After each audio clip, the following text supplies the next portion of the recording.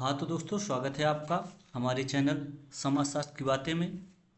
और इस वीडियो में हम चर्चा करेंगे यूजीसी नेट द्वारा आयोजित दिसंबर 2024 के समाजशास्त्र के पेपर के, जिसमें अंतिम 5 प्रश्नों पर चर्चा इस वीडियो में किया गया है, जो कॉम्प्रिहेंशन बेस्ड क्वेश्चन अर्थात बोध क्षमता पर आधारित प्रश्न हैं। हम बढ़ते हैं अपने प्रश्न पर और हमारा प्रश्न है, सबसे पहले हम कॉम्प्रिहेंशन अर्थात ये गद्यांश पढ़ लें, जिससे आपके पांचों प्रश्न इसी गद्यांश से सम्मिलित होंगे। इसमें दिया है, तीसरे विश्व में ग्रामीण नियोजन के बारे में मोटे तौर पर दो भिन्न उपागम हैं।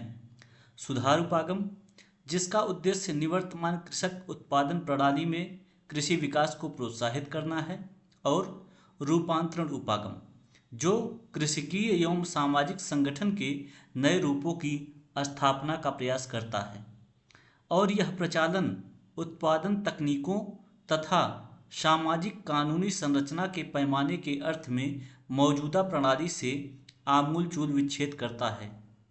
सुधार उपागम ब्रिटिश औपनिवेशिक सरकार द्वारा अफ्रीका, भारत और अन्य जगहों पर अपनाई विकास संबंधी नीतियों की विशेष रूप से विशेषता थी। औपनिवेशिक शासन के अंतर्गत विस्तार कार्य प्रायः मृदा अपरदन को रोकने या कतिपय फसलों की खेती को बढ़ावा देने के लिए विभिन्न प्रशासनिक अध्यादेश के प्रवर्तन साथ किए जाते थे। इसलिए उत्पादन के लिए सामान्य उत्प्रेरकों को दृढ़ता से अनुनय करने के साथ जोड़ा गया था। अनुपालन न करने के मामलों के बारे में अदालती कार्रवाई के लिए प्राधिकारियों को सूचना दी गई थी। विभिन्न सरकारों ने राज्य की उन एजेंसियों या कोऑपरेटिव सोसाइटीज़ के जरिए इन फसलों के विपणन को बढ़ावा दिया, जिनसे अपनी उपज की बिक्री के लिए मूल रूप से लघु किसान सम्मिलित था। इस प्रकार औपनिवेशिक सरकार वितरण के साथ साथ उत्पादन से संबंधित एक आधारभूत संरचना को विकसित करने के प्रति इच्छुक थी।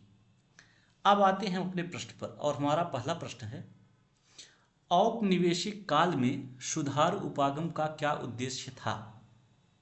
ए अर्थात पहला, किसानों को गैर कृषिकीय पेशे अपनाने के लिए प्रोत्साहित करना। दूसरा, किसानों को कतिपय विशिष्ट फसलों के उगाने के लिए प्रोत्साहित करना। तीसरा, किसानों को नकदी फसलों के किसी प्रकार को उगाने के लिए प्रोत्साहित करना। और चौथा है, किसानों को केवल देशज फसलें उगाने के लिए प्रोत्साहित करना। इसमें दोस्तों आपका दूसरा ऑप्शन सही है।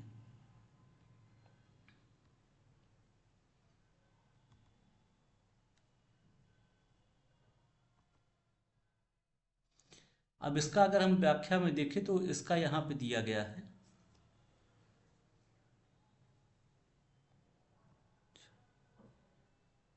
ये औपनिवेशिक शासन के अंतर्गत विस्तार कार्य प्रायः मृदा अपरदन को रोकने या कतिपय फसलों की खेती को बढ़ावा देने के लिए विभिन्न प्रशासनिक अध्यादेश के प्रवर्तन साथ किए जाते थे। अगले प्रश्न पर बढ़ते हैं। हमारा अगला प्रश्न है, निम्नलिखित में से किसने सुधार की रणनीति क्रियान्वित की थी? पहला है फ्रांसीसी सरकार, दूसरा ब्रिटिश सरकार, तीसरा स्पेन की सरकार, और चौथा है अमेरिकी सरकार। तो इस गद्यांश में केवल ब्रिटिश सरकार की ही बात की गई है। और गद्यांश में अगर हम देखें तो ये दिया गया है, सुधार उपागम ब्रिटिश औपनिवेशिक सरकार द्वारा। अब अगले प्रश्न पर चलते हैं। प्रश्न है, विकास के बारे में रूपांतरण उपागम किस तरीके से सुधार उपागम से भिन्न था? पहला ऑप्शन है, इसने निरंतर अनुनय के सिद्धांत पर बल दिया था। दूसरा, यह कृषिकीय और सामाजिक संगठनों के नए रूपों की स्थापना का प्रयास करता है। तीसरा, इसकी कृषि की मौजूदा प्रणाली को जारी रखने में रुचि थी।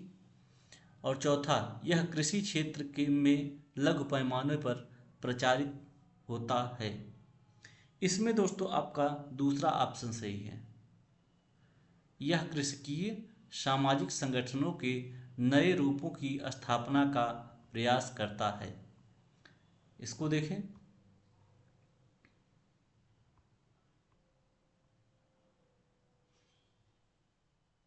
यहाँ पे अगर देखें तो पहली लाइन से दिया, तीसरे विश्व में ग्रामीण नियोजन के बारे में मोटे तौर पर दो भिन्न उपागम हैं। पहला सुधारात्मक उपागम, जिसका उद्देश्य निवर्तमान कृषक उत्पादन प्रणाली में कृषि विकास को प्रोत्साहित करना है, और रूपांतरण उपागम, जो कृषकीय एवं सामाजिक संगठन के रूपों की स्थापना का प्रयास करता है। अगले प्रश्न की तरफ चलते हैं और हमारा अगला प्रश्न है, औपनिवेशिक शासन के दौरान किसके जरिए विस्तार कार्य किया गया था? पहला ऑप्शन औपीड़न शक्ति, दूसरा कृषकों को दी गई स्वतंत्रता, तीसरा निरंतर अन्वय, और चौथा है कृषकीय गतिविधियों में संगठन में आमूलचूल परिवर्तन। इसमें दोस्तों आपका तीसरा ऑप्शन सही है। इसकी व्याख्या में गद्यांश में अगर देखें तो यहाँ पे ये दिया गया है, इसीलिए उत्पादन के लिए सामान्य उत्प्रेरकों को दृढ़ता से अनुनय करने के साथ जोड़ा गया था। अगला प्रश्न है,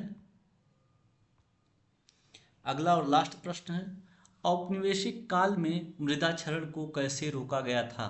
पहला ऑप्शन है सरकारी विभागों द्वारा सरकारी परियोजना प्रारंभ करना, दूसरा क्षेत्र के स्वयंसेवी संगठनों द्वारा, तीसरा प्रशासनिक आदेशों के प्रवर्तन द्वारा, चौथा कृषकों को अपील करने के द्वारा।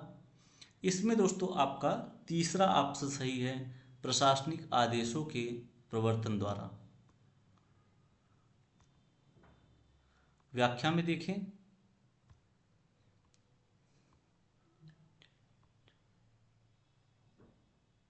यहां पे दिया गया है, औपनिवेशिक शासन के अंतर्गत विस्तार कार्य प्राय मृदा